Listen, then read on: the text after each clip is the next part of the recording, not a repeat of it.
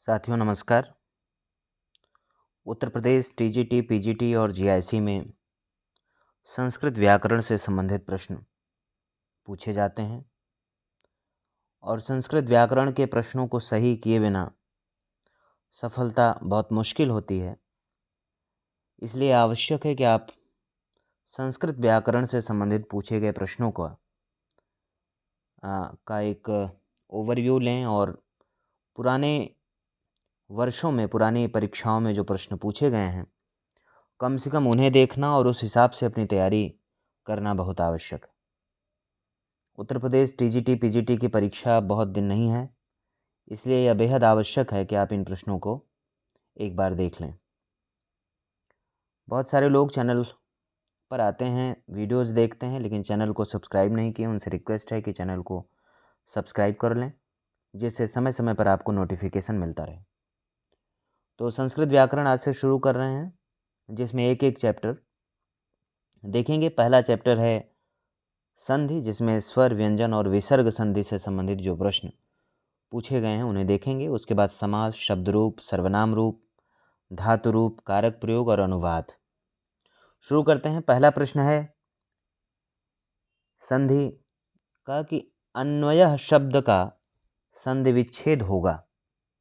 यह प्रश्न UPPSC GIC 2021 में पूछा गया था। इसका सही उत्तर होगा ऑप्शन सी, अनु धन अयः। क्योंकि यदि इ, ई, उ और री के बाद कोई भिन्न स्वर आता है तो उसका परिवर्तन हो जाता है। य, व और र में यण स्वर संधि में ऐसा परिवर्तन होता है। जैसे यदि धन अपि बराबर यद्यपि, अनुधन अयः बराबर अन्वयः।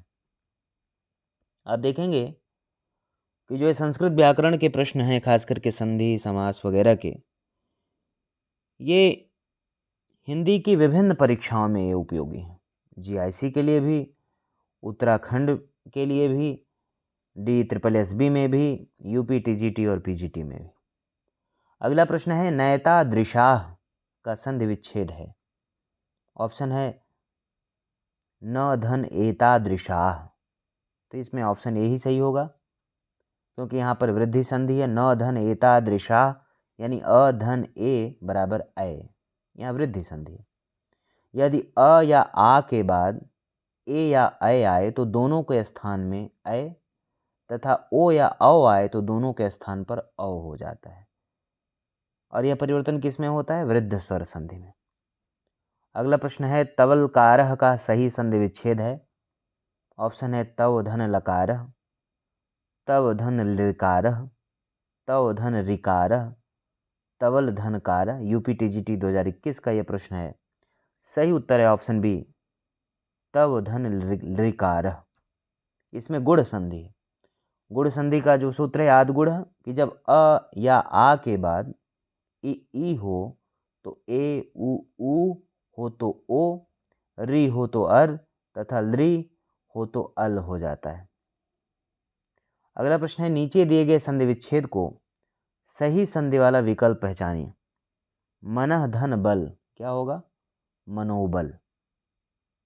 कौन सी संधि होगी इसमें? विसर्ग संधि। DSSB टीजीटी 2021 का यह प्रश्न था। अगला प्रश्न देखते हैं। नीचे दिए गए शब्द में प्रयुक्त संधिभेद का सही विकल्प चुनिए। पित्राज्ञा, इसका क्या होगा संधि विच्छेद?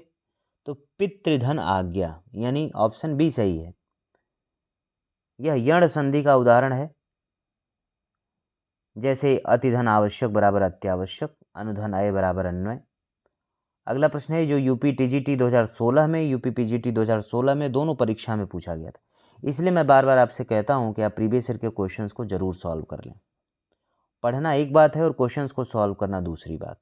और पहले ही किसी कोचिंग, किसी संस्थान से मॉक पेपर लगाने से कई गुना बेहतर है कि आप पुराने प्रश्न पत्र को सॉल्व करें, क्योंकि उसका एक मानक होता है, उसका एक स्तर होता है।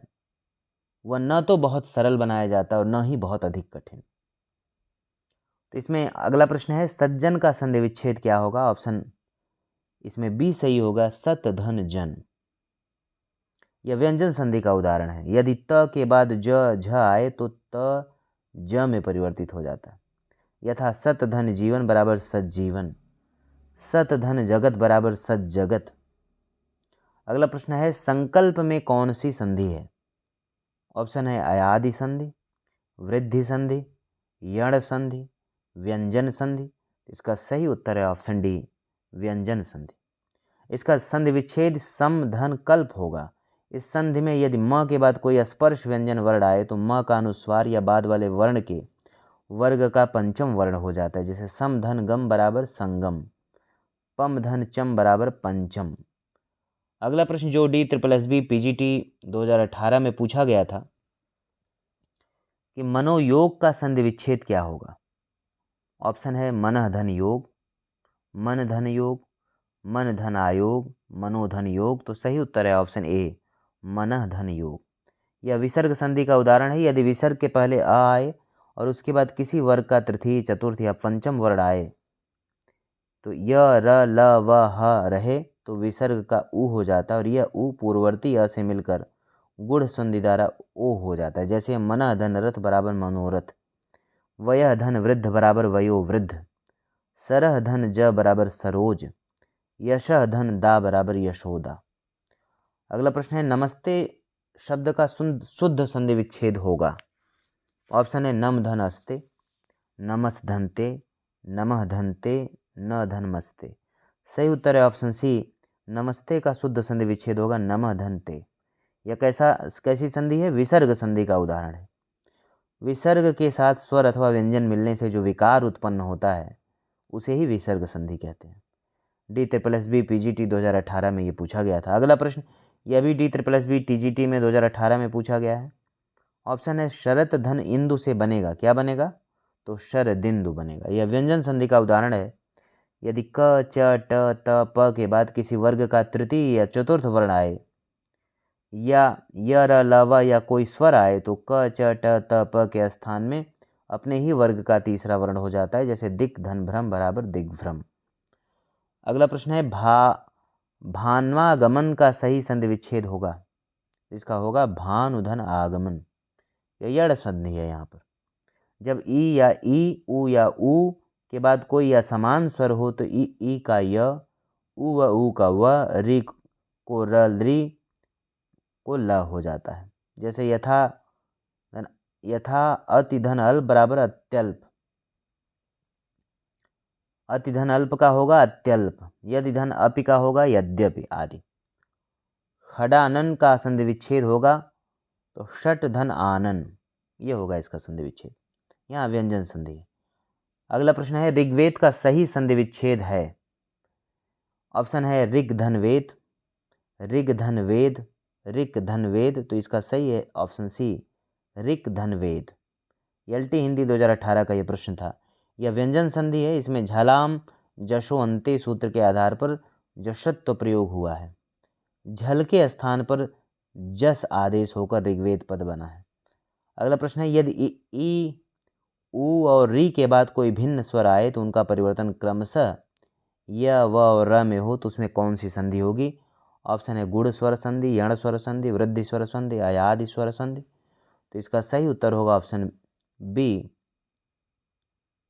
यण स्वर संधि। यदि ई, उ और री के बाद कोई भिन्न स्वर आए तो इनका परिवर्तन क्रमशः य व र में हो तो वहाँ यण स्वर संधि होगी। जैसे यदि धन अपि बराबर यद्यपि।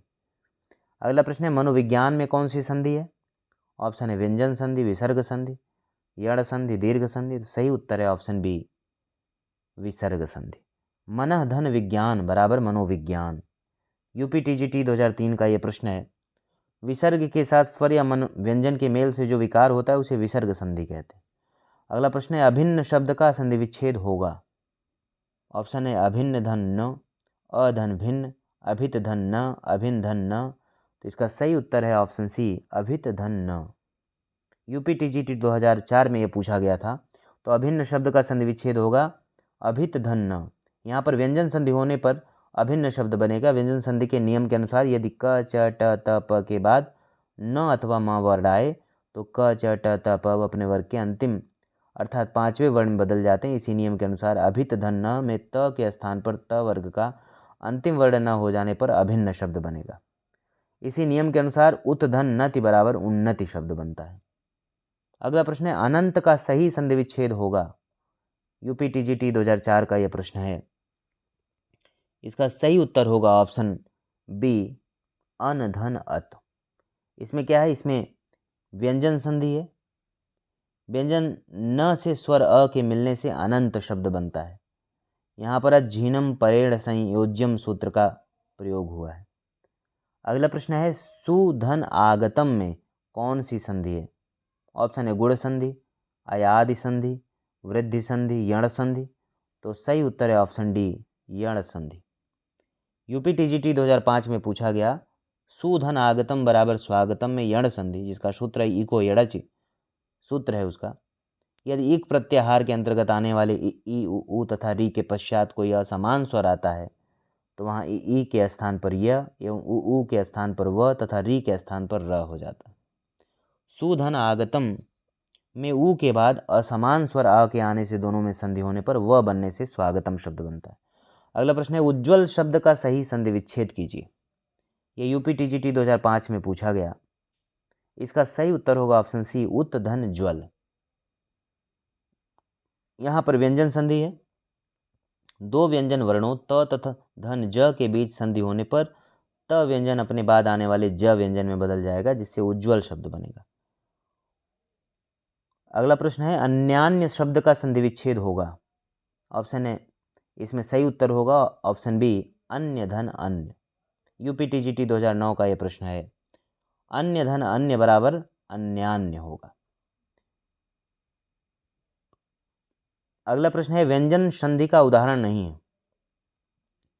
ऑप्शन है उत धन चारणम बराबर उच्चारणम, राम रिटीकते बराबर रामस्टीकते। ऑप्शन सी है गंगा रिउदकम बराबर गंगोदकम, सत धन चित बराबर सच्चित। इसका सही उत्तर होगा ऑप्शन सी गंगोदकम में गुण संधि है। अगला प्रश्न है स्वत्यस्तु का संधि विच्छेद होगा। यूपी टीजीटी 2009 का यह प्रश्न है। ऑप्शन है स्वस्थ धन अस्तु, स्वधन अस्त्यस्तु, स्वस्थ धन अरस्तु, स्वधन अत्यस्तु, सत अस्तत्यु। तो इसका सही उत्तर होगा ऑप्शन ए स्वस्थ धन अस्तु। यहाँ पर यड़ संधि होगी क्योंकि ई या ई के पश्चात ई या ई को छोड़कर कोई और असवर्ण स्वर हो तो ई या ई के स्थान पर यह हो जाता है। इसका सूत्र है इको यणच। अगला प्रश्न है जो यूपी टीजीटी 2009 और 2005 में पूछा गया है। इत्यादि का सही संधि विच्छेद है। तो इसका सही संधि विच्छेद होता है इति धन आदि बराबर इत्यादि। यहाँ पर यण संधि है। अगला प्रश्न है तेजोमय का सही संधि विच्छेद है। ऑप्शन है तेज धन ओमय, तेजह धन अमय, तेजह धन मय, तेजो धन मय। तो इसका सही उत्तर होगा ऑप्शन सी तेजह धन मय, तब होगा तेजोमय। यहाँ पर अ के बाद अ अथवा सघोष व्यंजन हो तो वहाँ अ का ओ हो जाता है, अतः यहाँ पर तेजह धनमय बराबर तेजोमय हो गया। अगला प्रश्न है हरिश्चंद्र में प्रयुक्त किस संधि का नाम सही है। ऑप्शन है स्वर संधि, व्यंजन संधि, विसर्ग संधि। इनमें से कोई नहीं। तो इसका सही उत्तर है ऑप्शन सी विसर्ग संधि।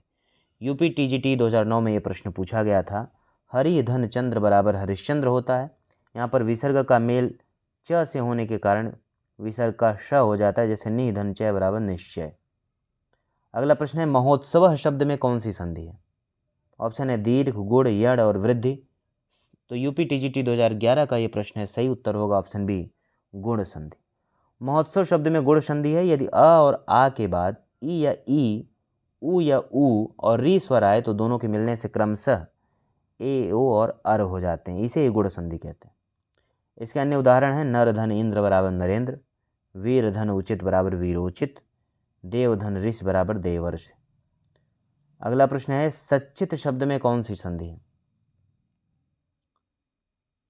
इसका सही उत्तर होगा च्युत संधि है। यूपी टीजीटी 2011 का प्रश्न है ये। अगला प्रश्न है गृहम गच्छति शब्द का संधि विच्छेद कीजिए। यूपी टीजीटी 2011 का प्रश्न है। सही उत्तर होगा ऑप्शन ए गृहम धन गच्छति। अगला प्रश्न है सुधन आगतम बराबर स्वागतम। इस संधि में निम्नलिखित में कौन सा सूत्र लागू होगा।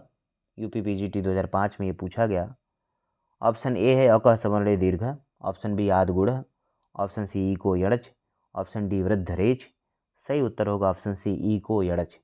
यहाँ पर ईको यड़च संध सूत्र लगा हुआ है। इस सूत्र के अनुसार यदि ह्रस्व या दीर्घ एक प्रत्याहार यानी ई उ री और री के बाद असवर्ण स्वर आए तो ई उ री के स्थान पर क्रमशः य व र ल हो जाता है। प्रस्तुत उदाहरण में ऊ के पश्चात असमान स्वर आ रहा है, अतः ऊ धन आ बराबर मिलकर वाह हो जाएगा। अगला प्रश्न जो यूपी पीजीटी 2005 में पूछा गया कि स्तोह चुनाह सुचह सूत्र के अनुसार चुत्व संधि का निम्नलिखित में कौन सा उदाहरण सही है। इसमें पहला ही उदाहरण सही होगा, रामस धन चिनोति बराबर रामस चिनोति। स्तोह चुनास चुह सूत्र के अनुसार स और त वर्ग के पश्चात यदि श और च वर्ग का कोई वर्ण आता है तो स के स्थान पर श तथा त थ द ध न के स्थान पर क्रमशः च छ ज झ य आदेश हो जाएगा। रामस चिनोति शब्द का संधि विच्छेद रामस धन चिनोति होगा। यहाँ स का च वर्ण से योग होने के कारण स के स्थान पर श आदेश होकर रामस चिनोति रूप बनेगा।